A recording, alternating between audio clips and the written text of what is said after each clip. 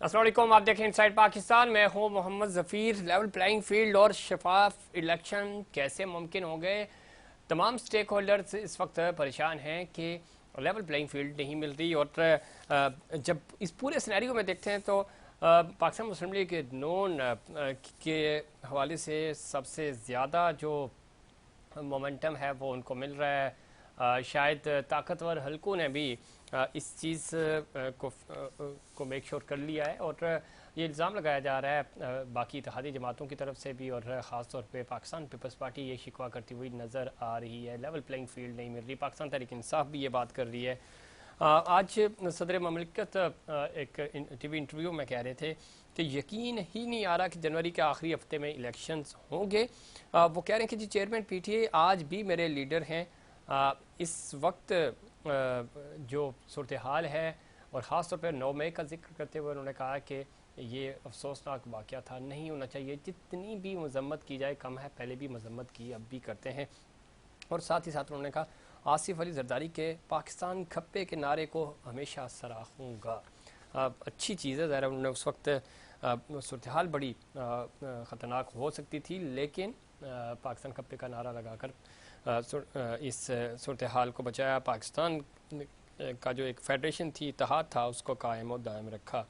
दूसरी जानिब इस वक्त जो सियासी तौर पे अगर हम देखें तो बहुत ज़्यादा इस वक्त तहफ़्फ़ुज़ात हैं पाकिस्तान पीपल्स पार्टी के। मौजूदा इस सेटअप से भी निगरान हुकूमतों का ज़रा काम होता है डे टू डे अफेयर्स देखना, लेकिन जिस तरह की सबबंदियाँ हो रही हैं सियासी तौर पे, पाकिस्तान पीपल्स पार्टी इस पूरे मामले में हेजिटेशन का शिकार है। और उनको लग रहा है कि मामला जो हैं वो इतने ज़्यादा उनके हक़ में नहीं होंगे। नून लीग और पाकिस्तान पीपल्स पार्टी माजी में मिसाक के जमहूरियत कर चुके हैं, और उस एग्रीमेंट के तहत जमहूरियत की बहाली हुई थी। लेकिन इस वक्त पाकिस्तान पीपल्स पार्टी के साथ हाथ होता हुआ नज़र आ रहा है। वो वादे जो नवाज शरीफ साहब ने मोहतरमा बेनज़ीर भुट्टो शहीद के साथ किए थे, और जिन वादों की बुनियाद पर 2007 में वतन वापसी हुई थी मोहतरमा बेनज़ीर भुट्टो शहीद की भी, और इलेक्शंस में हिस्सा लिया नवाज शरीफ साहब ने भी। उस वक्त नवाज शरीफ साहब इलेक्शन का बाइकआउट चाहते थे, लेकिन मोहतरमा ने उनको कन्विंस किया। फिर 2018 और 2008 में मोहतरमा बेनज़ीर भुट्टो ज़ाहिर उस वक्त हयात नहीं थी, इलेक्शन हुए, पाकिस्तान पार्टी को इक़्तिदार मिला। लेकिन उसके बाद से 2013 में पाकिस्तान मुस्लिम लीग नून दोबारा बरसर इक़्तिदार आई, 18 में पीटीआई आई, अब 23 में इलेक्शन होने चाहिए थे। एक जमहूरी सिलसिला जैसा भी था चल रहा था। कोई भी प्राइम मिनिस्टर ने बदकिस्मती से अपनी 5 साल मुद्दत पूरी नहीं कर सका। तहरीक एतमाद भी आई इस पूरी सूरत हाल में। लेकिन इस वक्त पाकिस्तान पीपल्स पार्टी जो शिकवे कर रही है वो बिल्कुल जायज़ हैं। इलेक्शंस आइन और कानून के मुताबिक होने चाहिए, वक्त पर होने चाहिए थे, नहीं हो रहे। इसी चीज़ को आज सदर ममलिकत भी कह रहे हैं कि जनवरी के एंड पर इलेक्शंस होते हुए नज़र नहीं आ रहे। तमाम सियासी जो जमातें हैं वो भी यही कह रही हैं। मुस्लिम लीग नून इलेक्शन की बात नहीं कर रही, लेकिन ऐसा एक परसेप्शन बिल्ड हो रहा है कि वो वाहिद जमात इस वक्त नज़र आ रही है, जो जिस तरह के सर्वेज भी आ रहे हैं कि इलेक्शंस कब होंगे ये नहीं पता, लेकिन इलेक्शंस के बाद हुकूमत किसकी होगी इसका हर शख्स को इस वक्त वाज़ेह नज़र आ रहा है कि हुकूमत किसको दी जाएगी। ऐसा क्यों होता है, इस पर बात करेंगे। हमें ज्वाइन किया जनाब सेनेटर निसार अहमद खोड़ो साहब ने, सदर हैं पाकिस्तान पीपल्स पार्टी सिंध के, सीनियर सियासतदान हैं, और ये सारी चीज़ें उन्होंने देखी हुई हैं, उनसे बात करेंगे। खोड़ो साहब खुश आमदीद कहते हैं आपको प्रोग्राम में। जी मेहरबानी आपकी, लेकिन आपकी आवाज़ बिल्कुल खोड़ो साहब कोशिश करेंगे आवाज़ हमारी अब तक बेहतर तरीके से पहुंच सके। आप सुन पा रहे हैं मुझे? खोड़ा साहब आप सुन पा रहे हैं मुझे? जी अब बताएं। जी खोड़ा साहब किस तरह देखते हैं? एक तो चूंकि माजी में भी हमने देखा मिसाक जमहूरियत हुआ, मोहतरमा बेनज़ीर भुट्टो शहीद उस वक्त ज़ाहिर हयात थी, उन्होंने कन्विंस किया, नवाज शरीफ साहब को वतन वापसी हुई, फिर इलेक्शंस हुए, मोहतरमा ज़ाहिर नहीं रही, शहीद हो गई, लेकिन एक जमहूरी तसलसल बना। आज मियाँ साहब वतन वापस आ चुके हैं। पाकिस्तान पीपल्स पार्टी के गिले शिकवे अपनी जगह बिल्कुल जायज़ हैं, इलेक्शंस वक्त पे होने चाहिए। जनवरी के अख्ताम पे अभी तक डेट भी नहीं आई। क्या कोई सियासी पेशरफ्त हो सकती है? जिस तरह का मॉडल इंट्रोड्यूस करवाया जा रहा है, आप ज़ाहिर बहुत सीनियर सियासतदान हैं, आप समझते भी हैं चीज़ें, तो अभी तक यकीन नहीं आ रहा। आज सदर ममलिकत भी ये कह रहे हैं कि मुझे नहीं यकीन कि जनवरी के अख्ताम तक इलेक्शंस होंगे। क्यों ऐसा एक वैक्यूम क्रिएट किया जा रहा है और खुद मियां साहब इतने बड़े जमहूरी पार्टी के बड़ी पार्टी के सरबराह होने के नाते भी वो इलेक्शंस का मुतालबा करते हुए नजर नहीं आ रहे? देखिए, अथॉरिटी दे दी गई है इलेक्शन कमीशन को। जी सदर पाकिस्तान से लेके अथॉरिटी ट्रांसफर की गई इलेक्शन कमीशन को। इलेक्शन कमीशन ने अपना बनाया हुआ है बहाना कि जी हमने हदबंदियां करनी है। अब हल्का बंदियों के लिए उन्होंने टाइम रखा है 30 नवंबर तक, जिस पर न कोर्ट ने उनको चैलेंज किया है न किसी और ने चैलेंज किया है। हम अक्सर डिमांड करते रहते हैं कि इलेक्शन होने चाहिए, इलेक्शन होने चाहिए, लेकिन उन्होंने कोई ऐसी हदबंदी नहीं रखी। हम कह रहे हैं कि भाई डेट दे दो, कुछ हमें लोगों को एतमाद आएगा कि फलां तारीख को इलेक्शन होगी, लेकिन अभी तक डेट आई नहीं। नवाज शरीफ साहब वापस आए हैं, अपनी मर्जी से आए हैं, पाकिस्तान आए हैं, अपनी पार्टी के लिए आए हैं। इलेक्शन होंगे तो जरूर पार्टिसिपेट करेंगे, उनके ऊपर अपने जो केसेस हैं उनको फेस करेंगे अपनी जगह पे। लेकिन अब वो ये सारा कुछ जिम्मेदारी तो बनती है इलेक्शन कमीशन की कि उनको कहा गया था कि आप ही अथॉरिटी हो इलेक्शन डेट अनाउंस करने के लिए। तो अब वो मियां साहब के लिए ना, हेलो जी जी तो ये सूरत हाल अपनी जगह पे।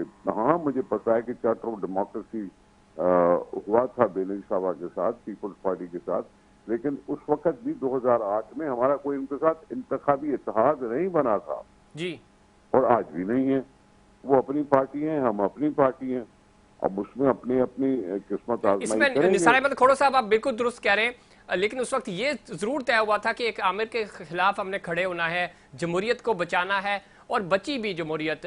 लेकिन आज जिस तरह का मॉडल इंट्रोड्यूस करवाया जा रहा है, और ये देखिए इस वक्त तक खोड़ो साहब सबको पता है कि इलेक्शंस कब होंगे ये किसी को नहीं पता, लेकिन इलेक्शंस में किसको इलेक्शन के बाद हुकूमत दी जाएगी, ये सारी परसेप्शन या ये मोमेंटम पाकिस्तान में बदकिस्मती से आज भी ये डिस्कस हो रहा है, पता चल रहा है झुकाव किस तरफ जा रहा है, डाला जा रहा है। मरीम नवाज शरीफ खुद कहती थी कि तराजू के दोनों पलड़े बराबर किए जाएं, बराबर क्या, अब तो एक्स्ट्रा वेट भी डाला जा रहा है। तो ये सब कुछ क्यों हो रहा है जमहूरी अदवार में होते हुए?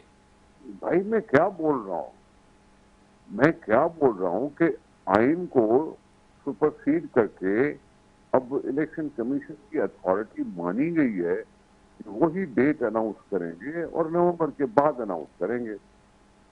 अब आइन तो 90 दिन की बात कर रहा था, तो सुप्रीम कोर्ट ने भी कह दिया 90 दिन तो गुजर गए जी। 90 दिन भी गुजर गए, तो बाकी फिर तो अब इलेक्शन कमीशन के ऊपर ही छोड़ दिया है ना, चाहे नरीम नवाज हो या कोई और हो या कोई और हो।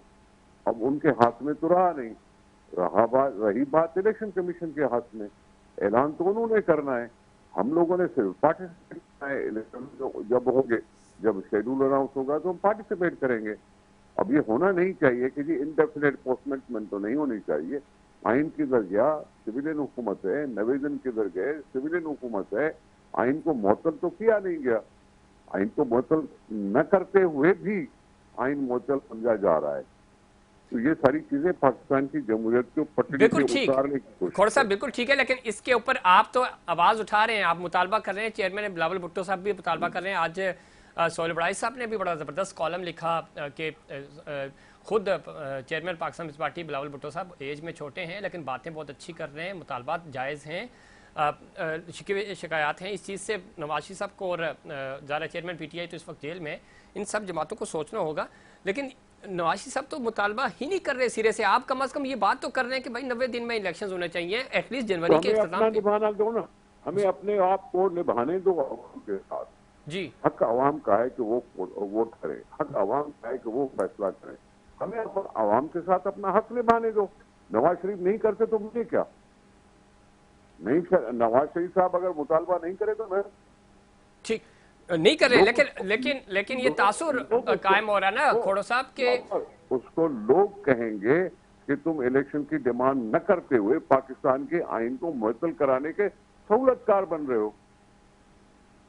बिल्कुल ठीक, बिल्कुल ठीक, लेकिन दूसरी तरफ आपके खिलाफ भी तो सब बंदियां हो रही हैं। सिंध में नए इत्तेहाद की बातें की जा रही हैं, नवाज शरीफ साहब सिंध का भी दौरा भी करेंगे, तो ये सारी चीजें इस तरह बनाई जा रही हैं। तो पाकिस्तान पीपल्स पार्टी जो उड़ान भर रही थी, हमने देखा निगरान हुकूमत। आपको क्या हो गया, आपको क्या हो गया? इत्तेहाद कब नहीं बने पीपल्स पार्टी के खिलाफ सिंध में? अक्सर बनते हैं, हर इलेक्शन में बनते हैं, हम मुकाबला करते हैं। बनने से मैं किसी को कैसे रोक सकता हूँ?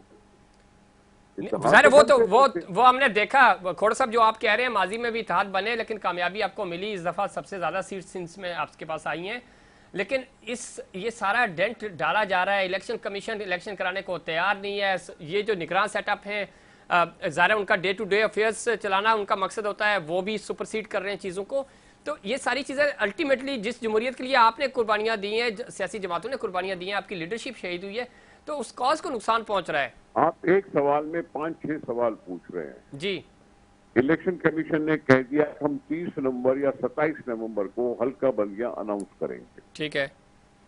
अब 27 या 28 नवंबर को अगर वो हल्का बंदियां अनाउंस करते हैं तो उसके बाद प्रेशर पड़ेगा इलेक्शन कमीशन के ऊपर कि अब शेड्यूल दो, शेड्यूल बनाओ, शेड्यूल अनाउंस करो। शेड्यूल किस चीज का अनाउंस करो? इलेक्शन का। ठीक है जी, ठीक है। अब उस वक्त तक वो शेड्यूल अनाउंस नहीं करते तो फिर चीख पुकार और बढ़ेगी। ठीक है। और इलेक्शन कमीशन के खिलाफ बढ़ेगी। रही बात के